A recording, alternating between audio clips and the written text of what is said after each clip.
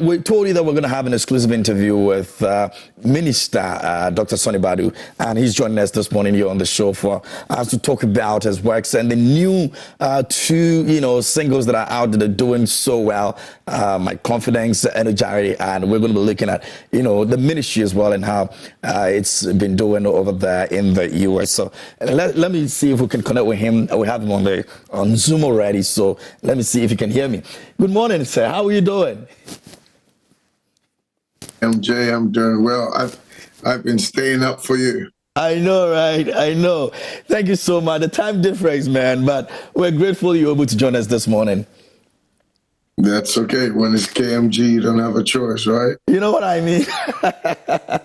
And hey, I'm due to actually pay my, is it royalties or whatever it is that I'm supposed to pay for this hair that I have that everybody seems to be asking me.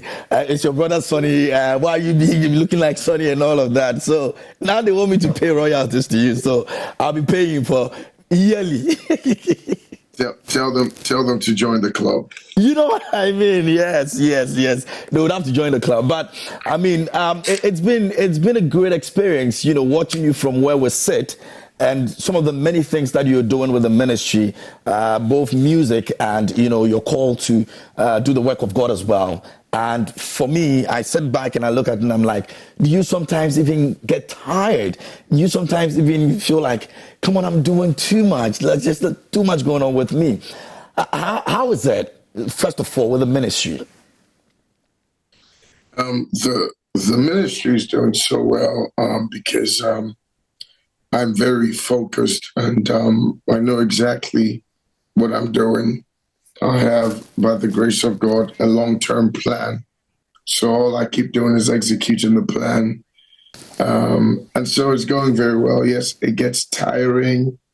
I get less sleep now, but everything is worth it. And I'm grateful to God. Yeah.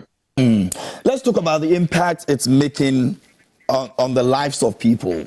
The testimonies that have come over the period. Does it sometimes, get you thinking about the kind of generations we are in right now and some of the things that God is capable of using, his people to do for the lives of others? God has never changed who he is. He's always God.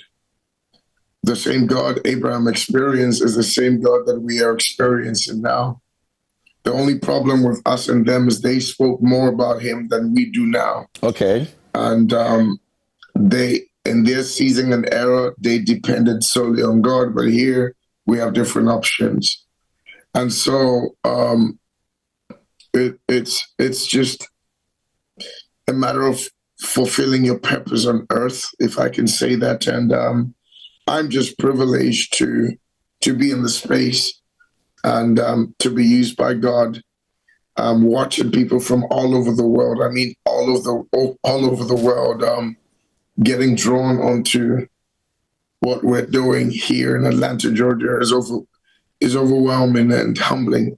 So I'm just grateful to God at this moment. Your view of life and the worship of God and how, a lot of people see it sometimes may differ a bit, because a lot of people think that once you are into this ministry and you're doing the work of God, there's so many things that people want to question you about, but you see it different way. You're so diverse in this spiritual, life that you've taken. What keeps you going? What do you see that a lot of people don't see that makes it very easy for you to look at things from different perspective, but yet the focus is just on the fact that you're worshiping God? KMJ, hear me. There's a reason why Paul wrote more books than Peter. It was a mindset game. Where God could take Paul, he couldn't take Peter. It was a mindset game. And one time in the Bible, Paul said, I've become all things to all men. To the Jews, I'm Jewish. To the Romans, I'm Roman. And sometimes God needs diversity of people to fulfill purpose. I choose to be different. I've been around for almost 28 years. Yeah. And if you followed me very well, you've seen my consistency. And it's because I know exactly what I've been assigned on earth to do. I might have the looks of somebody who really is not as churchy or religious, but hit the stage with me and we'll see who is more religious or who fears God the most. I've gotten to a certain stage of life where it's not about the looks that impresses people, but it's what's in the heart and what's within. We're spirits. So when you meet somebody, you can discern that this person is of God or they're not by their looks, but by the words and their deeds. So for me, encountering God in different ways, I've come to realize that God doesn't look at the outward, but it looks at the inward.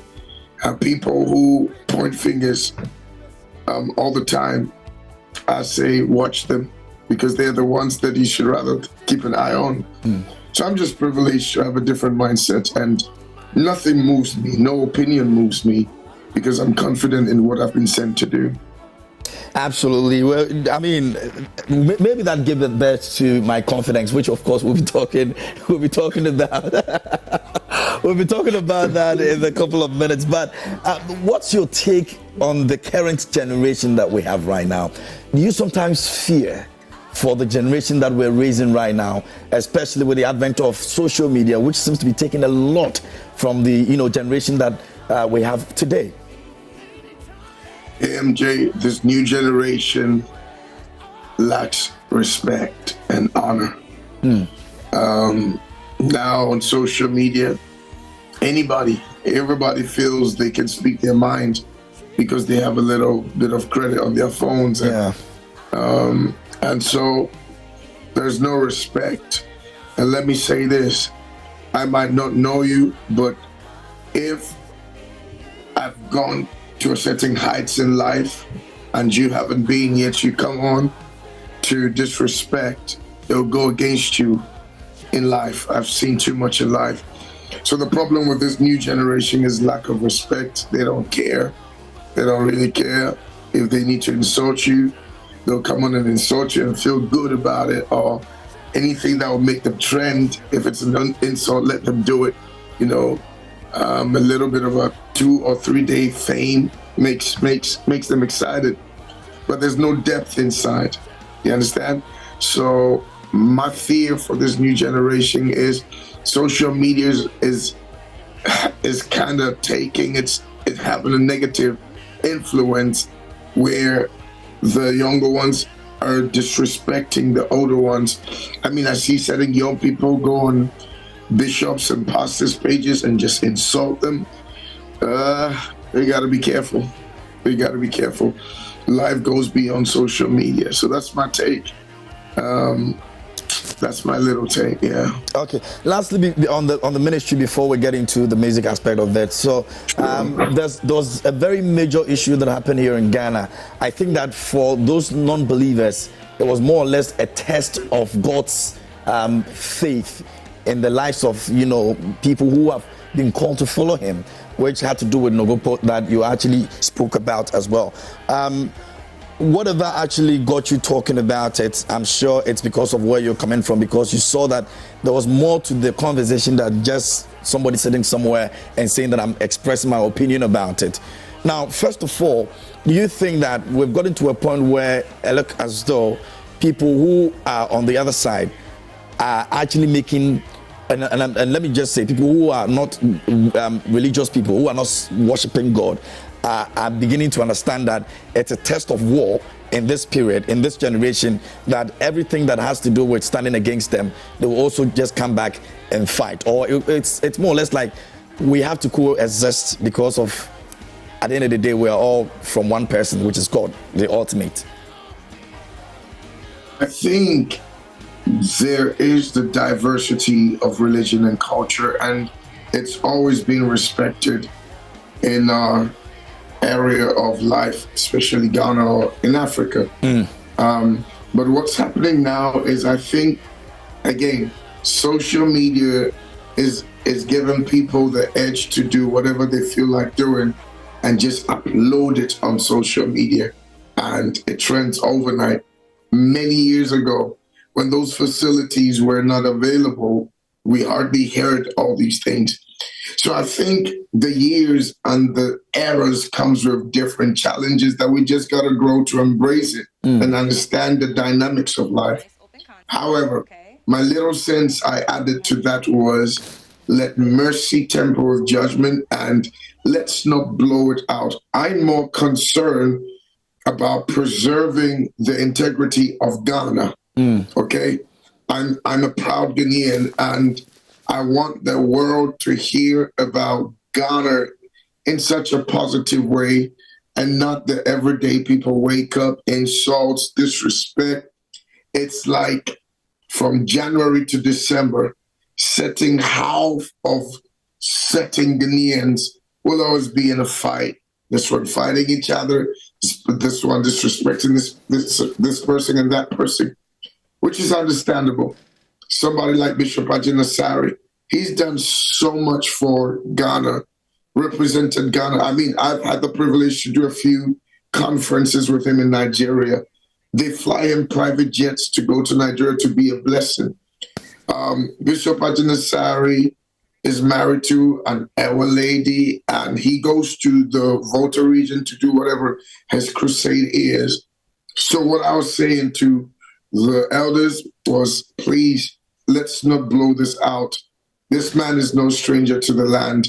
Whatever he expressed himself to do, he came onto his congregation and said X, Y, and Z, and actually explained that I love Volta region. So let's just let it low. And everybody has heard the expression, and I don't think Bishop would make that statement ever again, but I think it was being drugged so far.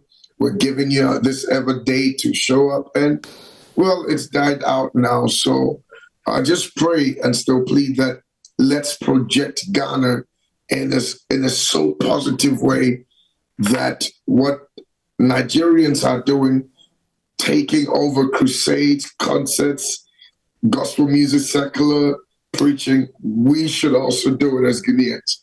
I don't live in Ghana, but about what I can do from this side of the world representing Ghana, I'm trying to do that. All right. Now, let's get into, and it's because of the fact that, you know, some of us who follow your preachings, you know, and the testimonies that comes out of it, you know, sometimes we feel like you're doing it here in Ghana, in Ghana, instead of where you are right now. But of course, it still translates into what we are also doing here, one way or the other. And so we follow it, and then we get some lessons from it. Now, there's one thing that a lot of people also feel like maybe it has gotten to a point where people have to move from a certain mentality, and which is, of course, certain things that used to happen in the past that you've preached about, especially with the POC situation that you preached about, that people, some misconstrued, some also feel like you are being too harsh and all of that. There's a story behind, there's biblical implications behind it. Maybe for the purposes of those of us who are watching and have not followed, you think it's still a big deal that people have to be watchful of the things they take in, especially things like that? See, KMJ, or maybe you can clarify what exactly you meant with that. If we go back on here, the bloggers are going to focus on that and not the new song I'm bringing out. So I'm speaking to you as a recording artist and not a preacher right now. So I'll call you personally and tell you about my point of view. But for now, I'd rather we don't hit that, because then whoever's watching will divert the whole purpose of the interview on that issue and not the music we're trying to promote. But again, when it gets to the preacher side of me, I'll have my point of view again. Okay, well, we respect that. I mean, I wanted to ask because, I mean, at the time, there were so many things that were misconstrued about it, and I felt that maybe because you also felt like, okay, I don't want to be going back and forth with this, so let me just be on the corner. So I was hoping that we could just touch on it, but I mean, I respect that as well. Now, let's talk about the fact that you decided to, you know, go for a long time, you know, out of the music scene, and then you came back with 2 singles, and it's as though you've never left. What took you away? We know, yes, the ministry has been there, it's been taking your time and all of that, but what really gets you so busy that you are not giving us music like we wanted to actually hear? KMJ, I've always given music. I never left music. I have the capacity to multitask. and there's nothing wrong with it. I believe that you being a TV presenter is not the only thing you do. Yeah. You have other businesses you run, right? Yep. But then being a TV presenter is one of your jobs. Many years ago, Bolloré used to be the voice of Joy FM, right? Yeah. And then he moved on to establish his own empire business. And then now he owns radio stations. There are certain times in life where you know what your capacity is and you plan ahead. I was telling another radio station DJ that, listen to me, how the Sonnie Badu, 20 years ago, is not the same Sonnie Badu right now. And I have to understand that there are younger people that have to be given the opportunity to also do what they need to do as the new kids on the block. Many years ago, I was touring everywhere. In fact, 2 weeks ago, I was speaking to Uche, and Uche and I were like, we used to tour every city in America, but this is the time other people are doing it. Yeah. There are times and seasons for everybody. In that season, I knew I needed to plant a church. What people didn't know is that I had started planning Rock Your Church 10 years ago. I only executed it 5 years ago. Really? That's what people don't know. Yes, sir. And whilst people knew me for the music, a lot of people also knew me for the preaching. I just didn't make noise about the preaching side because I understood the dynamics of the mental faculties. It's like I would confuse people. So I kept the focus on the music whilst I was doing the preaching behind the scene. So doing this preaching 5 years ago till now, it's nothing new to me. I've been doing it. Okay. So during that time, I've released an album called Rhythms of Africa. Yeah. I've released a lot of singles. Bigger God was released during that time and all of that. But I think because people thought he's a pastor now, people didn't really pay attention to the songs or really pay attention to following me on social media, because everything I did, I would put it on social media. New single out, new virtual concert out. I did 3 virtual concerts during the COVID season. I literally engaged a lot of people. So, and I understand on Tunyumbium, so there's no interest there. And those who accepted my preaching side, they really enjoyed it too. But now that the church is settled and is doing well, I'm back to my first love. And like I never went anywhere, I'm back and there are more songs coming. Absolutely. It's always going to be the first love. I mean, I'm going to take you back in 2014. I remember very well, at the stadium where the rings were coming in. That concert, I don't know, but we'll talk about that in a bit. But let's talk about the 2 new singles. My Confidence, why My Confidence? Okay. So, in fact, the Rhythms of Africa album that I released during the COVID time, that was when the song was put together. And I was going through the worst season of my life, where a young man came and scammed me and the church, and it almost cost the church everything. And I hit that place where I was done with life, because this person came in as a pastor. And I remember when I was writing that song, I started writing ahead about Abraham. You never let him down. And that's how the song came out. Now, how I wanted to produce the song was not how I did.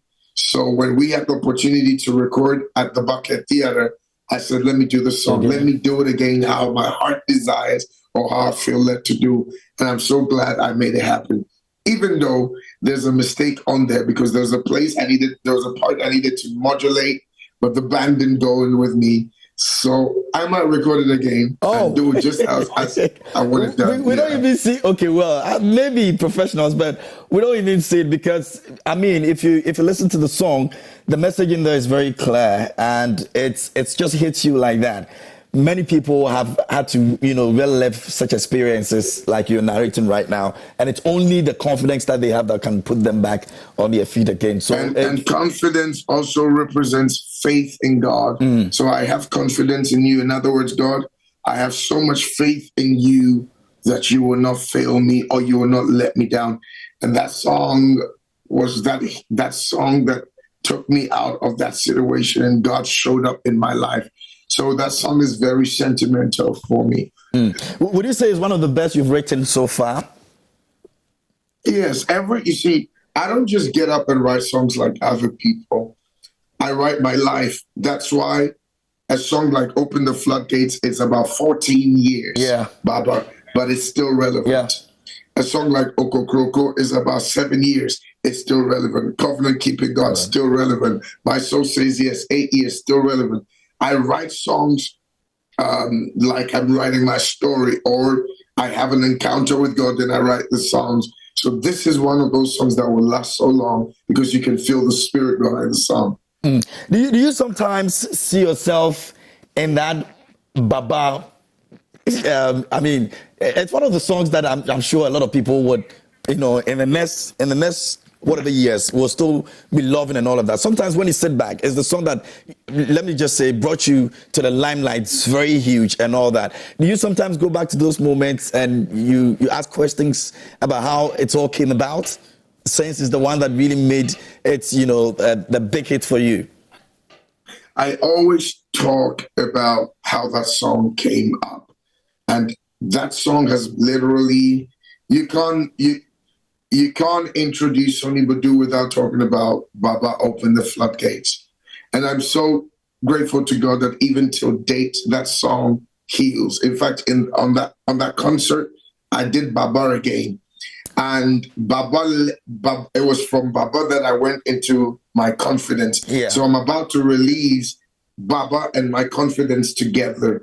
Oh. So the intro, la la la la la la la la la la la la la la, it was finishing Baba Open the Floodgates. And that's why I said Baba, Baba, la la la la. So that swings. And KMJ, Baba and confidence, oof, it's like bread and butter. We're going to take it to another tour, and hopefully you're in Ghana very soon. But we're enjoying that. Coming to Ghana. Great. We're enjoying that, and then you brought another one again. The visuals, my goodness. Why? No, did they tell you that you are about to receive some whatever it's an angel or whatever? So just make this one like the way you've made it. I mean, the visuals is just amazing. Well, I've worked with UV for about 12 years, and UV was the one that produced a video, produced Baba.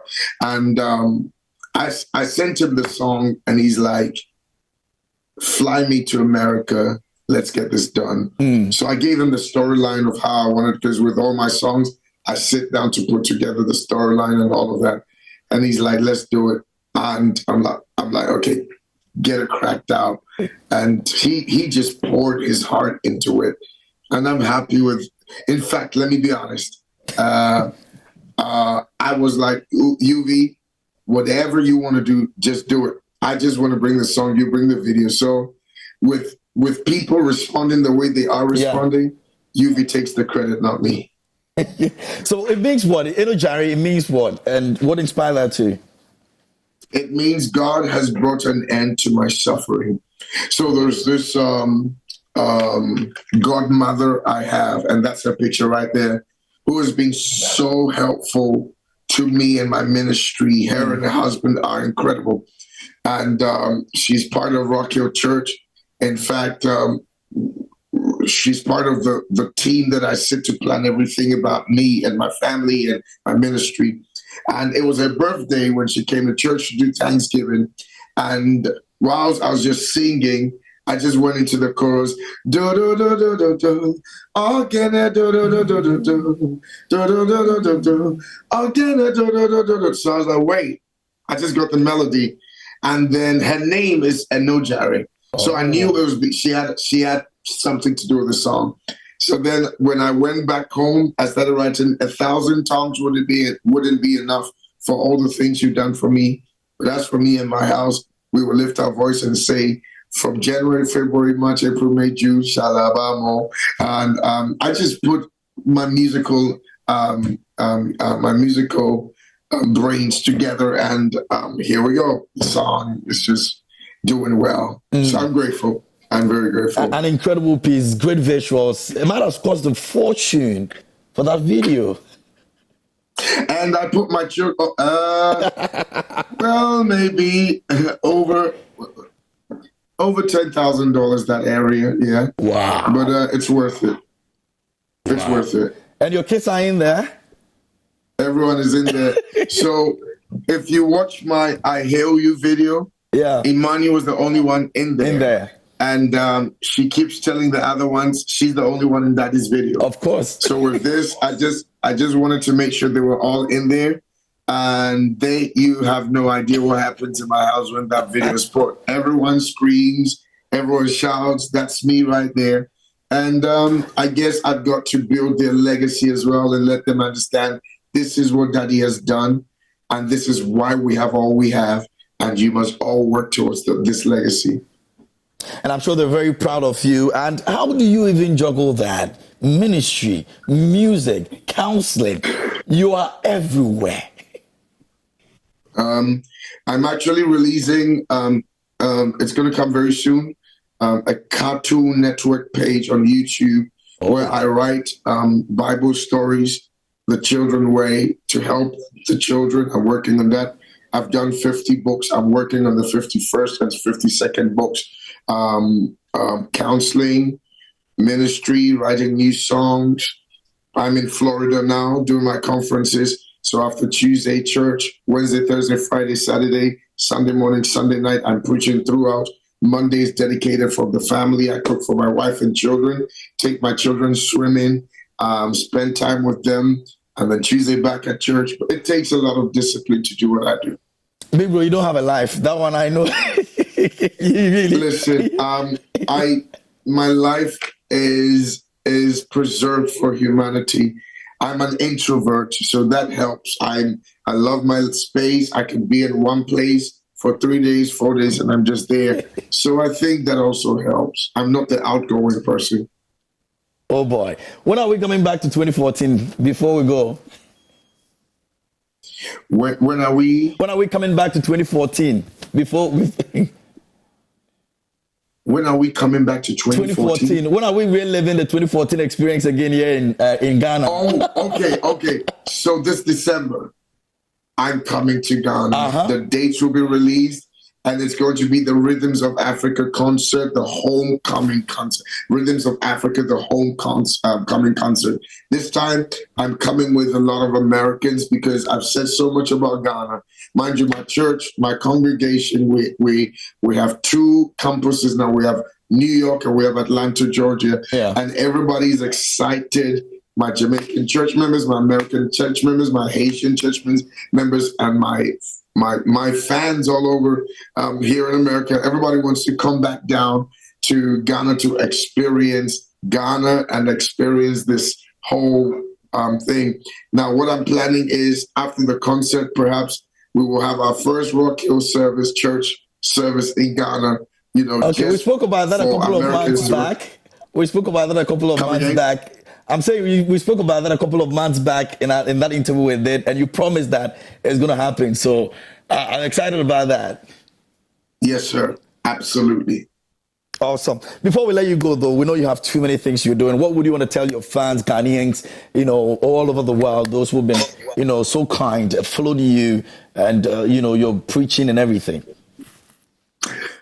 Fans, I'll say thank you. I mean, I have some crazy loyal fans who are with me, praying for me, and I love and appreciate that.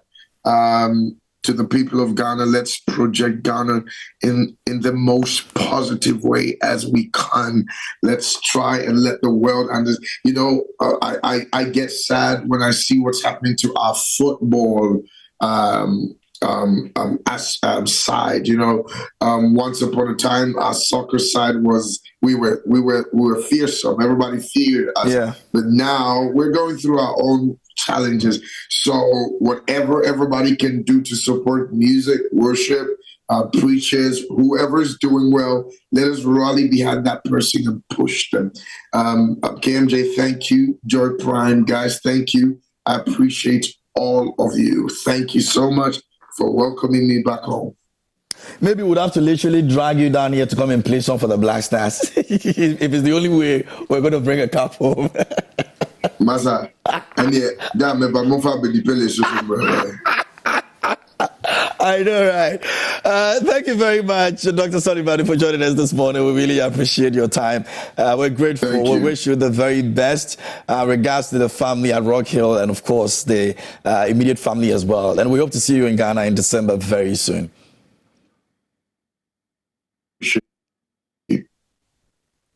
All right, so that's our interview with Dr. Sonnie Badu.